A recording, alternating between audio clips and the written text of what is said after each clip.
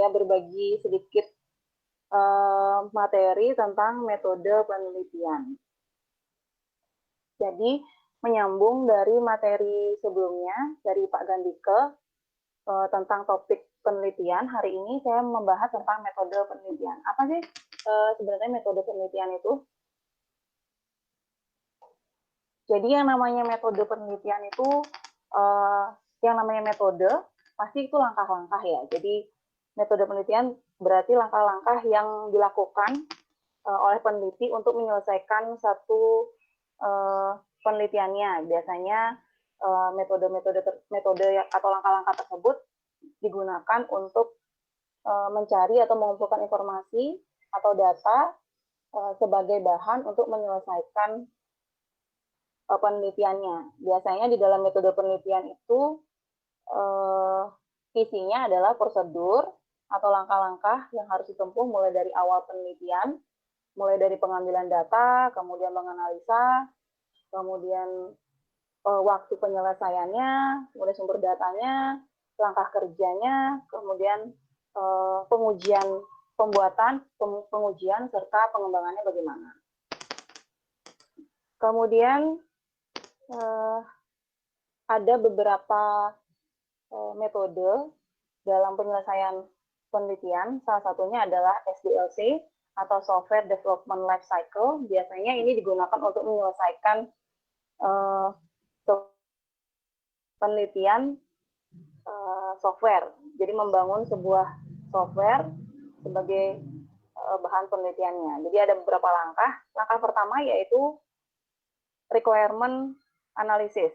Jadi mencari kebutuhan atau menganalisa kebutuhan dari sistem yang akan dibuat.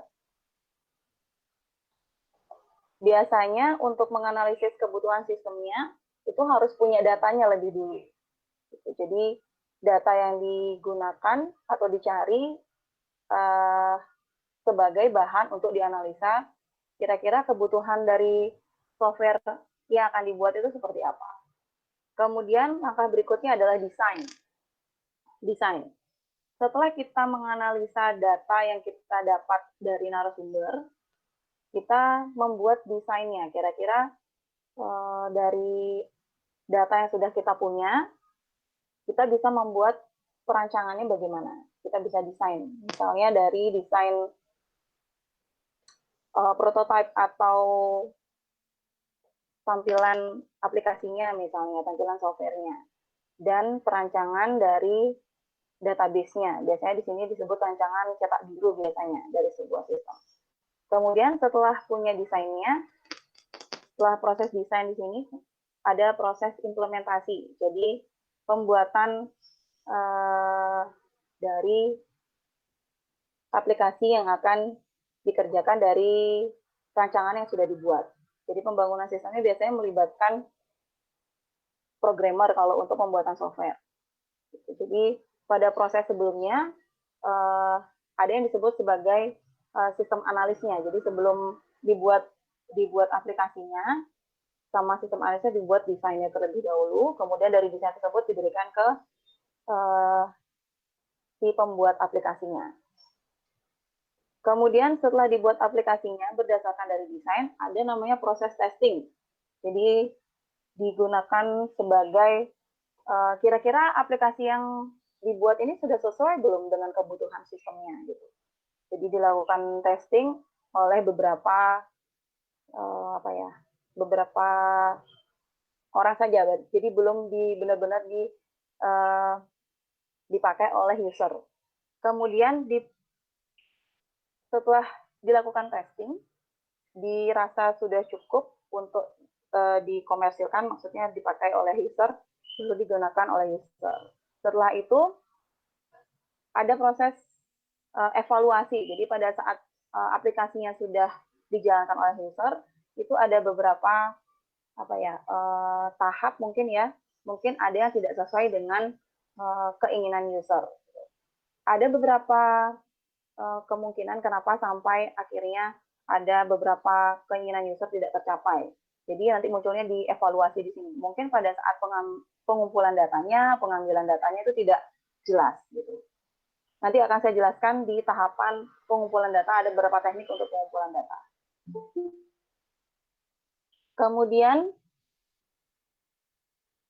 Kemudian di SDLC tersebut ada beberapa metode yang bisa digunakan. Ada waterfall model, ada agile, ada rapid, ada spiral, ada prototype method gitu. Jadi ada beberapa metode yang bisa digunakan untuk menyelesaikan sebuah penelitian. Kalau di sini biasanya digunakan sebagai metode penyelesaian sebuah aplikasi. Tapi biasanya kalau di SK mungkin bukan hanya aplikasi ya, jadi di SK mungkin ada hardware-nya juga.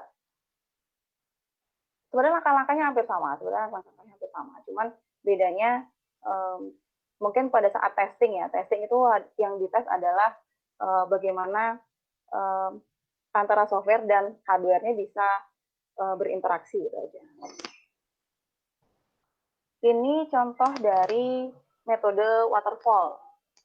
Ya, langkah-langkahnya memang hampir sama dengan karena kan tadi itu dasarnya ya SDLC tadi itu. Jadi contohnya adalah salah satu adalah waterfall. Jadi langkah pertamanya sama, requirement analysis dulu. Jadi dicari dulu datanya, kemudian dianalisis kira-kira kebutuhan dari sistem tersebut itu apa. Jadi semakin banyak data yang kita dapatkan, otomatis yang akan kita analisis itu semakin banyak. Jadi nanti pada saat proses evaluasinya, kalau di sini maintenance ya, jadi evaluasi atau maintenance-nya nanti akan lebih sedikit ketemu kesalahan gitu. Kalau misalnya data yang kita dapat itu semakin banyak, jadi data yang dianalisis pun juga semakin banyak. Gitu. Jadi proses analisis yang pertama adalah analisis kebutuhannya, kira-kira kebutuhannya apa. Kemudian setelah kita tahu kebutuhannya apa, baru kita bisa desain kira-kira desain dari kebutuhan sistemnya apa. Gitu. Setelah punya desainnya, baik itu desain aplikasinya, desain hardware-nya, kemudian desain database-nya kalau memang ada database-nya ya. Setelah punya desainnya, kita bisa develop, artinya kita bisa buat. Biasanya kalau kita membangun sebuah atau membuat satu buah penelitian itu, kalau di SK biasanya, kalau yang diperhitungkan itu bukan hanya software-nya saja, tapi hardware juga. Jadi mekaniknya itu harus sesuai gitu.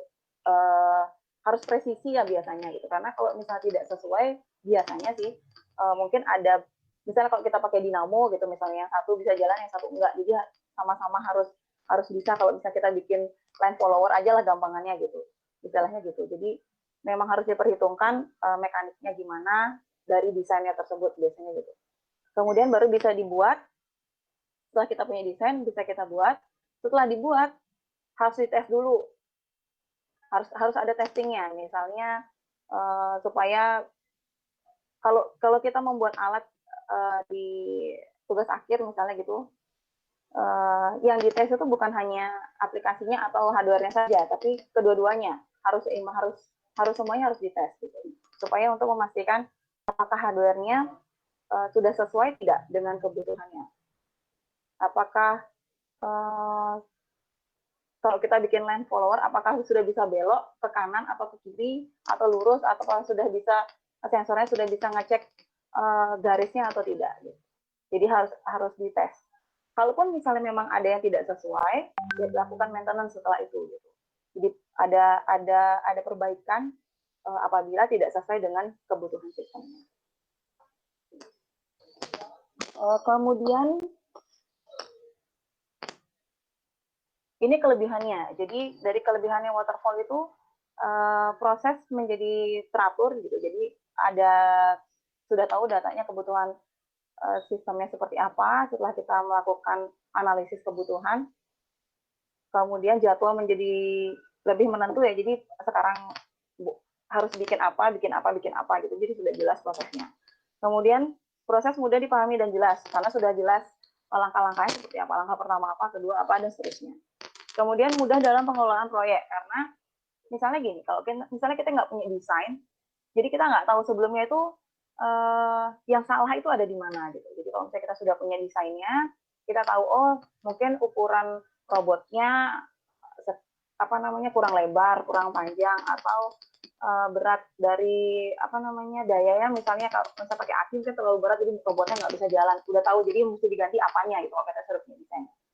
Kemudian kondisi requirement-nya jelas, karena kan kita semakin pengumpulan datanya banyak, otomatis punya punya jelas punya apa namanya requirement-nya apa aja gitu. Kelemahannya apa? Jadi selain punya kelebihan, waterfall itu juga punya kelemahan. Jadi sifatnya kaku karena tidak mudah tanggap dalam menanggapi segala perubahan. Jadi kalau misalnya dia harus nunggu dulu misalnya gitu. Jadi harus selesai dulu satu proses baru bisa ke proses yang lain. Kemudian membutuhkan daftar kebutuhan yang lebih lengkap di awal, ya karena seperti saya bilang tadi, kalau misalnya data pada saat requirement analisisnya kurang, otomatis desainnya juga akan apa namanya tidak sesuai gitu. Maksudnya masih banyak yang kurang karena data yang kita ambil itu sedikit. Kemudian proses pengembangan relatif lama karena harus menunggu itu tadi saya bilang. Jadi satu cycle selesai dulu, baru bisa ke proses yang lain, gitu. Seperti saya bilang sebelumnya. Selain SDLC, ada juga yang disebut dengan Network Development Life Cycle. Biasanya ini metode yang digunakan untuk menyelesaikan penelitian dalam bidang jaringan.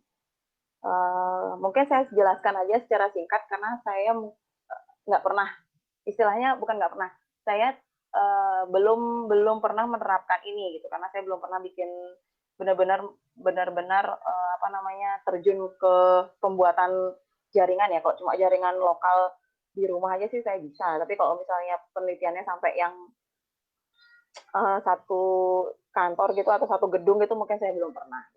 Jadi sebenarnya cycle-nya hampir sama. Yang langkah awalnya adalah analisis, sama harus mengumpulkan data dulu sebanyak-banyaknya. Jadi kalau misalnya jaringan, biasanya datanya yang dicari adalah pengumpulan datanya sama. Mungkin dari teknik wawancara, terus observasi ke lapangan, kemudian dari kuesioner. Mungkin kalau misalnya di apa namanya network development ini mungkin lebih cocok dari wawancara sama apa namanya observasi. Jadi langsung ke tempat apa namanya penelitiannya atau tempat di mana akan dilakukan apa namanya pencarian data gitu.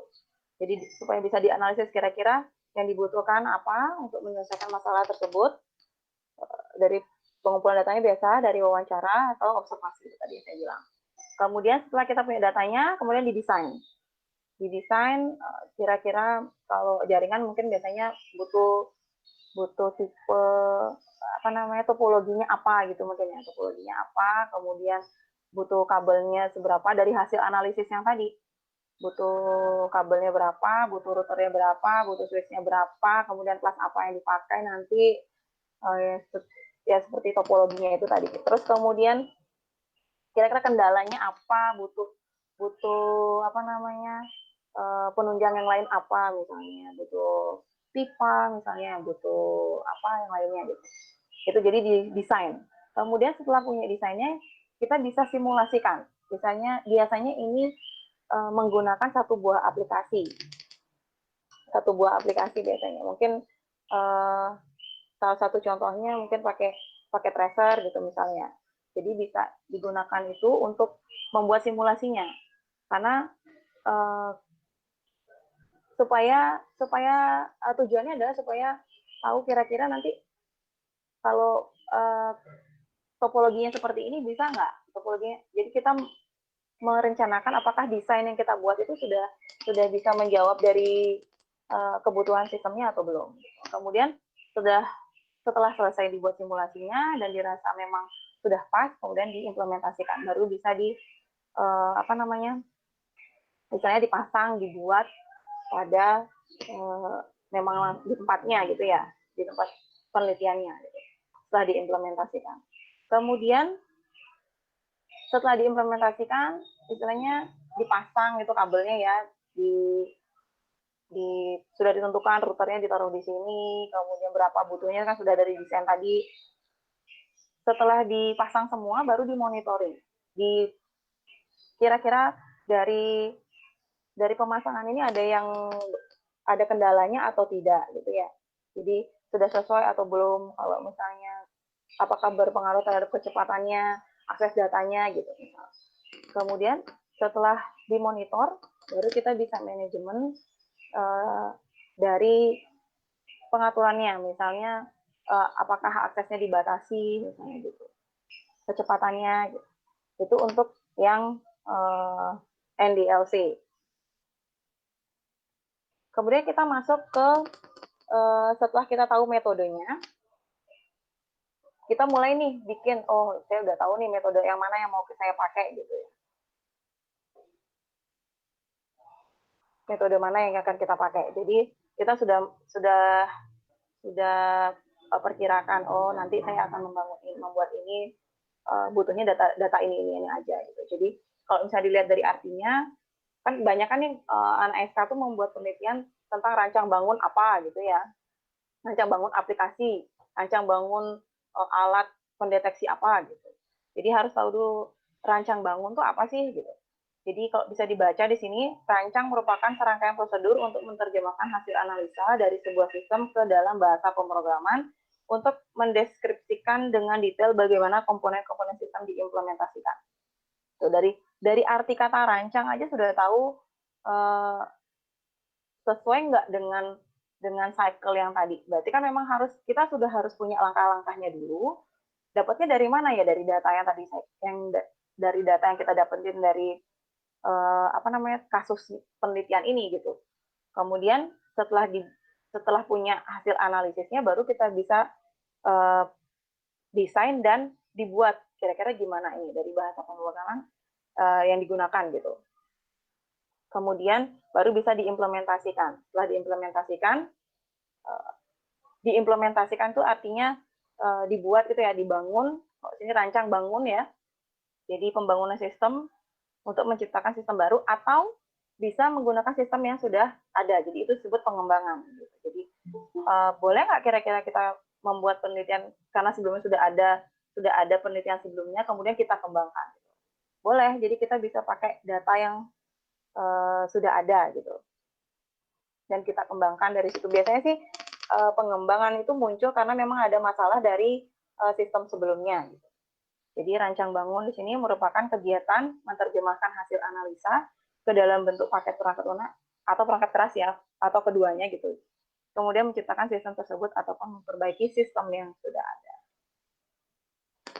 Contohnya, misalnya kita ingin membuat satu buah aplikasi. Kalau di sini saya membuat contoh aja nih ya, contoh aplikasi sebaran dari pasien dalam pengawasan COVID-19. Karena kan lagi booming ya sekarang ya gitu. Kira-kira aplikasinya apa? Aplikasinya yang bisa atau enggak apa sih yang bisa kita buat dari apa namanya virus yang lagi mewabah saat ini gitu. Ceritanya padahal kalau misalnya kita lihat pasti udah banyak nih aplikasi sebarannya yang bisa kita pakai gitu. Jadi kalau kita membuat rancangan, langkah awalnya apa? Seperti saya bilang tadi, langkah awalnya adalah pengumpulan data. Jadi mengumpulkan data pasien sebanyak-banyaknya ya, data pasiennya sebanyak-banyaknya. Data pasien sebanyak-banyaknya, baik itu datanya dari tempat yang bisa dipercaya gitu, misalnya dari dinas kesehatan misalnya gitu.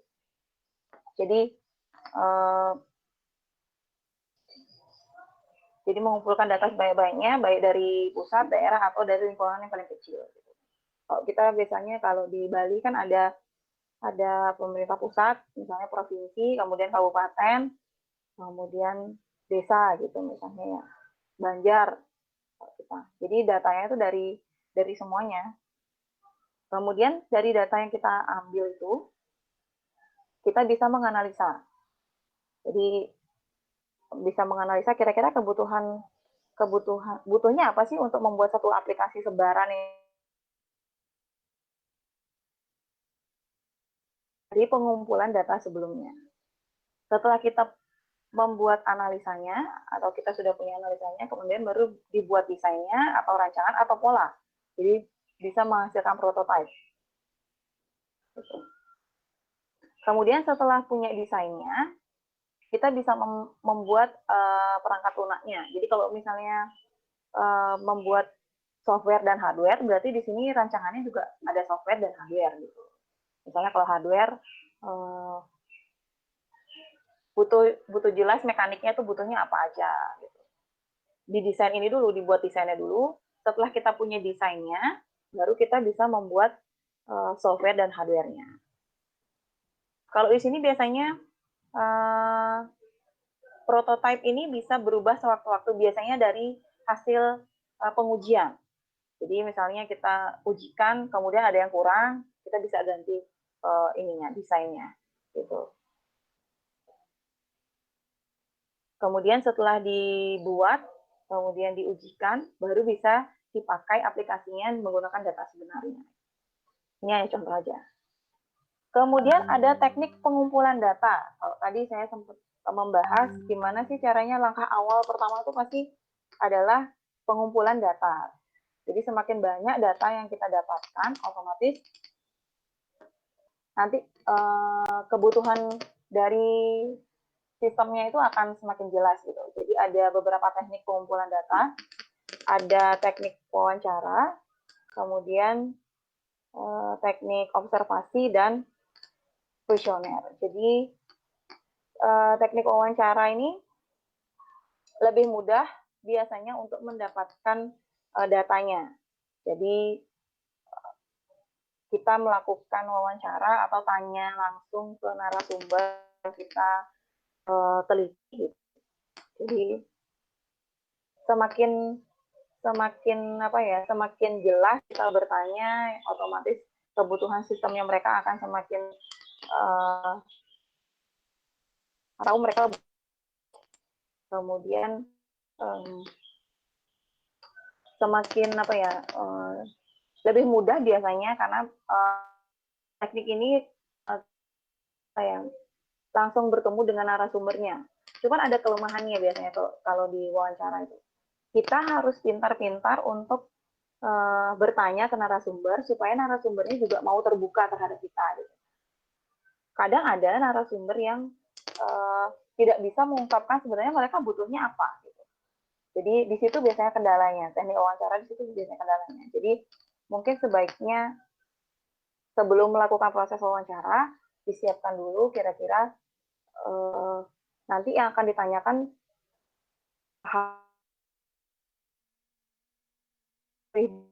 lebih di hal apa yang lebih fokus ditanyakan gitu. Jadi dari sebelum kita bertemu narasumbernya, kita juga sudah harus tahu ya kira-kira yang akan kita tanyakan itu apa saja gitu.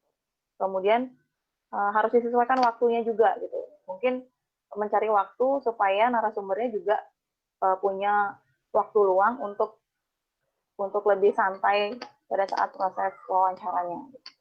Kemudian teknik observasi. Jadi observasi itu langsung datang ke tempat penelitiannya atau tempat permasalahannya yang akan kita selesaikan gitu. Jadi menganalisa langsung bagaimana sistemnya berjalan atau sudah ada sistem sebelumnya akan kita rubah. Kelemahannya apa? Jadi kelemahannya itu membutuhkan waktu yang lama. Jadi artinya karena kita harus langsung terjun ke tempat penelitiannya, otomatis membutuhkan lebih lama. Jadi karena kita mengambil lebih lama. Kemudian dapat mengganggu pekerjaan di tempat yang akan kita teliti gitu. Karena kan kita hitungannya kita berperan juga seperti orang-orang di tempat penelitian tersebut gitu. Itu sih ininya. Jadi kira-kira apa sih yang harus disiapkan gitu. Jadi sama seperti wawancara, harus ditentukan dulu kira-kira nanti yang di sana di observasi yang akan kita lihat langsung itu proses yang mana saja. Kemudian disiapkan izinnya terlebih dahulu sebelum melakukan observasi, kita izin dulu. Boleh nggak saya meneliti di bagian atau melihat prosesnya di bagian ini dan ini gitu. Kemudian berusaha sedikit mungkin untuk mengganggu pekerjaan orang lain pada saat kita melakukan observasi. Jadi kalaupun misalnya ada yang tidak kita mengerti, kita bisa bertanya. Itu pun juga yaitu seperti saya bilang tadi, harus ada izinnya dulu supaya bisa melakukan observasi di sana. Kemudian yang ketiga, itu ada teknik kuesioner. Jadi,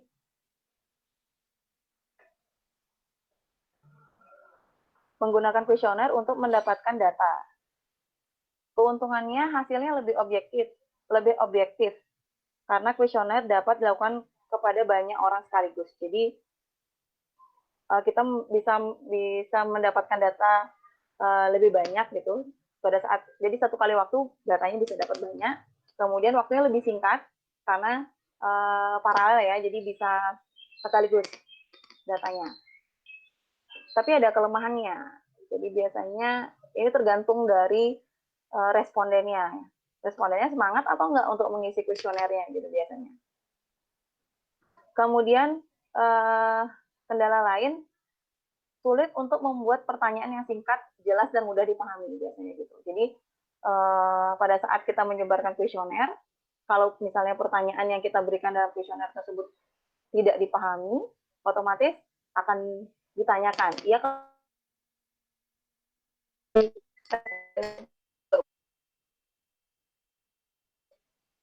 Kemudian apa yang harus dilakukan untuk mengurangi hal tersebut gitu. Jadi kalau bisa membuat pertanyaan itu lebih mudah dipahami, biasanya mungkin lebih mudah menggunakan pilihan ganda, ya. Jadi dia tinggal pilih aja apakah iya atau tidak gitu misalnya. Jadi ada pilihannya. Jadi karena kan responden itu biasanya cenderung malas untuk menulis, ya apalagi kalau misalnya kuesionernya ada yang menulis banyak gitu. Jadi mereka lebih malas seperti itu. Jadi untuk menghindari itu mungkin diganti pertanyaannya yang dibuat menyesuaikan dengan respondennya gitu. Jadi buatlah pertanyaan yang singkat dan padat, jelas gitu. Itu tadi teknik untuk mendapatkan data. Jadi ada teknik wawancara, teknik observasi, dan kuesioner. Kemudian setelah kita mendapatkan data tersebut, kita bisa menganalisis dari kebutuhannya gitu. Jadi analisis kebutuhan tuh kalau bisa diartikan itu jadi mencakup pekerjaan penentuan kebutuhan atau kondisi yang harus dipenuhi dalam menciptakan sebuah produk baru atau perubahan produk yang sudah ada dengan mempertimbangkan berbagai kebutuhan yang bersinggungan antara pembuat, ya, si developernya itu dengan usernya gitu. Jadi harus disesuaikan dari data yang sudah disampaikan atau data yang sudah kita dapatkan dari narasumber atau yang si usernya nanti otomatis ya gitu, dengan kita sebagai pembuat gitu. Yang namanya pembuat pasti di dalamnya ada desainernya, ada pembuatnya, dan ada yang mengujikan gitu. Kemudian kebutuhan dari hasil analisis ini harus dapat dilaksanakan, diukur, diuji terkait dengan kebutuhan bisnis yang teridentifikasi serta didefinisikan sampai tingkat detail yang sesuai dengan kebutuhan usernya gitu. Ini contohnya, misalnya kalau tadi dari kita ingin membuat aplikasi sebaran dari PDP COVID-19 gitu ya, Corona. Misalnya kita dapatkan, ini salah satu contoh aja pengumpulan datanya, misalnya kita dapatkan dari Dinas Kesehatan Provinsi Bali misalnya gitu. Dari setiap kabupaten, datanya apa saja. Kalau misalnya memang kurang jelas, misal kalau kita mau membuat aplikasi sebaran yang benar-benar detail sampai orangnya siapa, namanya siapa, berarti setiap kabupaten ini kita harus dapatkan ini datanya misalnya dari Jembrana gitu misalnya. Pasiennya ada berapa orang, kemudian kira-kira dia di desa mana gitu ya, desa mana. Kemudian kalau misalnya memang transmisi lokalnya di daerah mana gitu, dia kemana saja.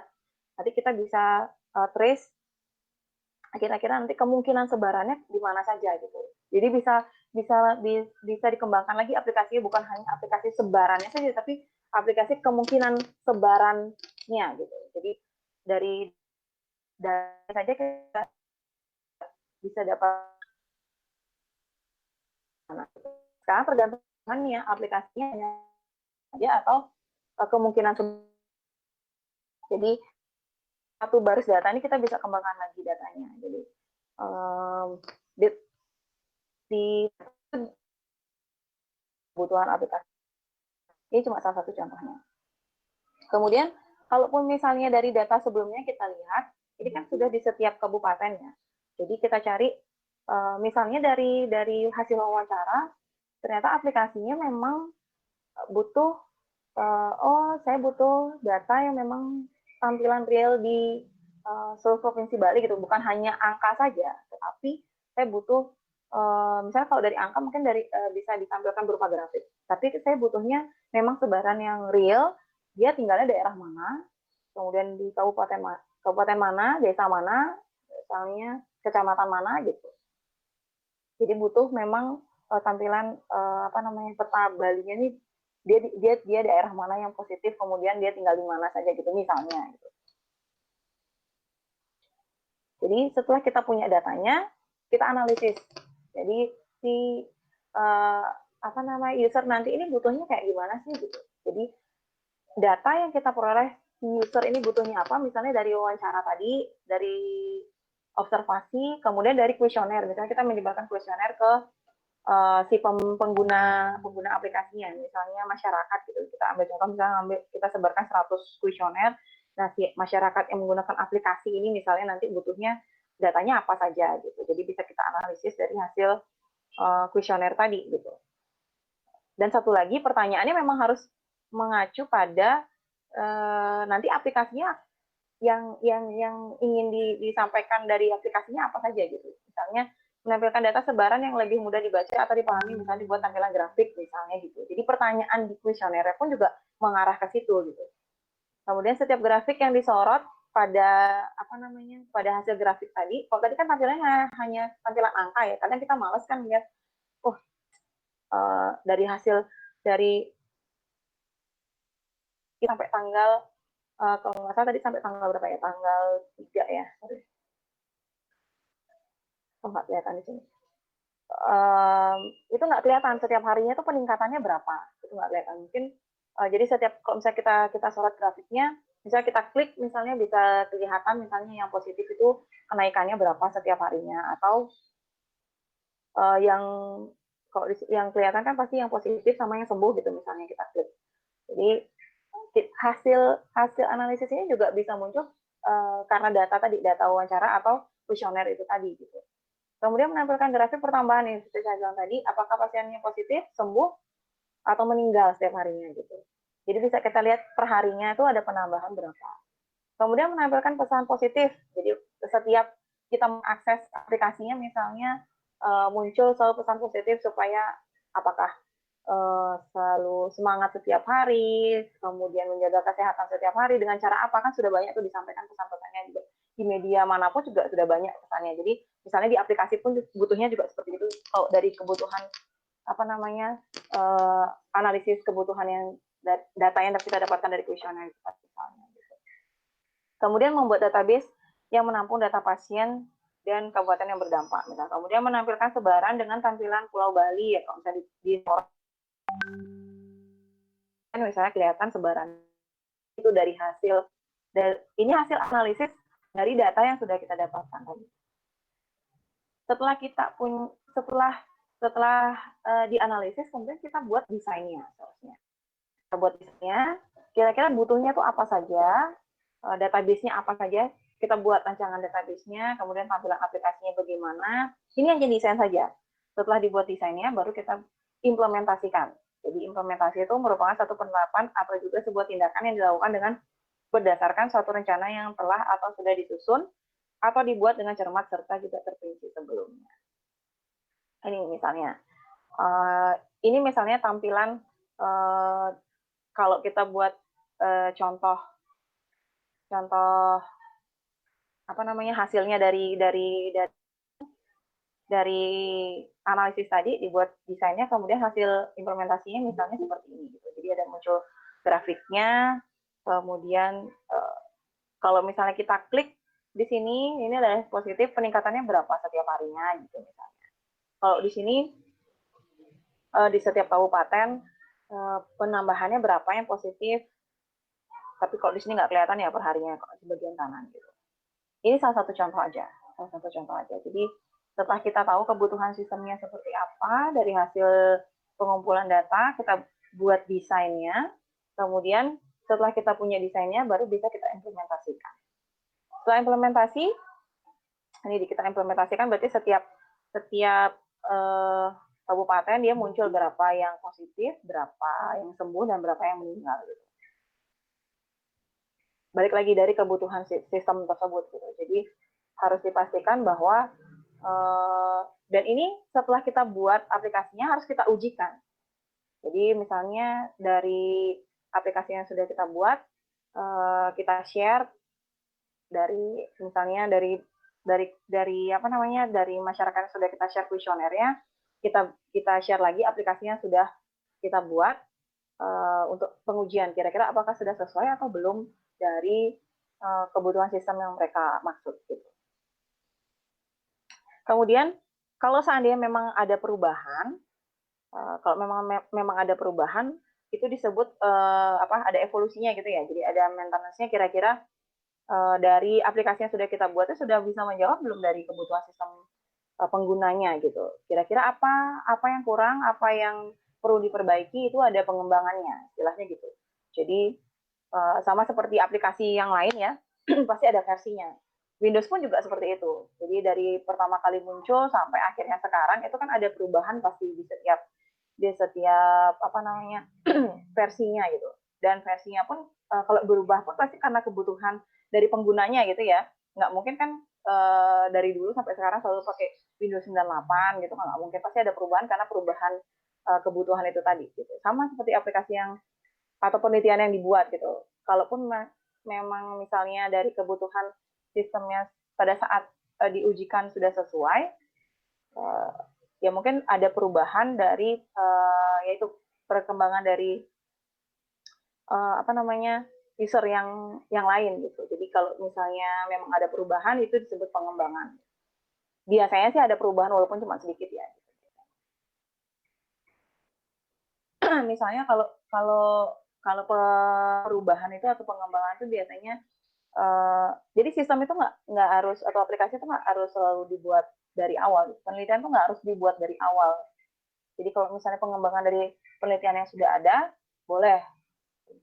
Misalnya kalau ini contoh aja ya. Jadi kalau misalnya ada satu aplikasi sebaran PDP tadi, misalnya sudah ada di Kota Denpasar, kita mau buat sebaran PDP di Provinsi Bali kan tetap aja mengambil data dari sebaran PDP dari Kota Denpasar. Karena kan Kota Denpasar termasuk di Provinsi Bali gitu. Jadi kita tinggal ngambil data dari kabupaten yang lain. Atau pengembangan berikutnya kalau misalnya memang aplikasi sebaran sudah ada, berarti aplikasi pelacakan pasiennya. Misalnya supaya kita lebih waspada gitu ya. Jadi kita buat aplikasi, kira-kira dekat rumah kita tuh ada nggak yang positif corona, supaya kita lebih waspada lagi. Jadi kita bikin aplikasi pelacakannya. Atau terutama yang kalau PDP mungkin dia nggak bisa kemana-mana ya pasiennya. Kalau yang OTG nih, jadi bisa kita lacak misalnya pasiennya dia pergi kemana. Kadang kan orang kok bisa dibilang bengkung gitu ya, nggak boleh kemana-mana harusnya. Tapi dia tetap keluar rumah gitu, apalagi kalau misalnya yang OTG kan nggak tahu. Padahal sebenarnya dia bisa menyebarkan gitu. Jadi kita bisa buat aplikasinya untuk pelacakan itu gitu.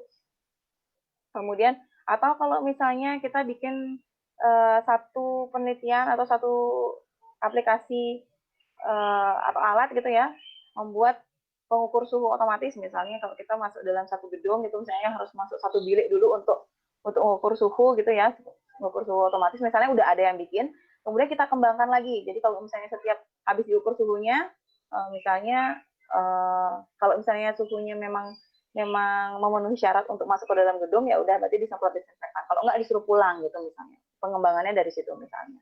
Jadi membuat satu penelitian itu nggak harus selalu membuat dari awal, tetapi bisa pengembangan dari penelitian yang sebelumnya.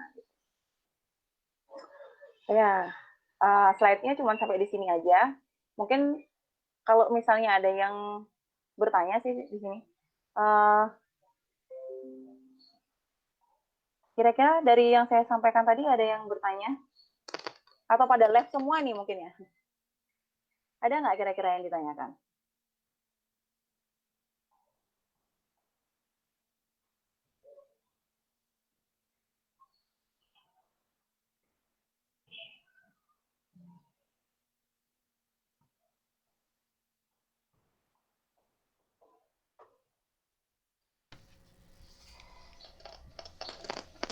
Halo, halo. Ya, Sudah selesai. Tadi ada keluar. siapa tuh nggak kelihatan yang keluar?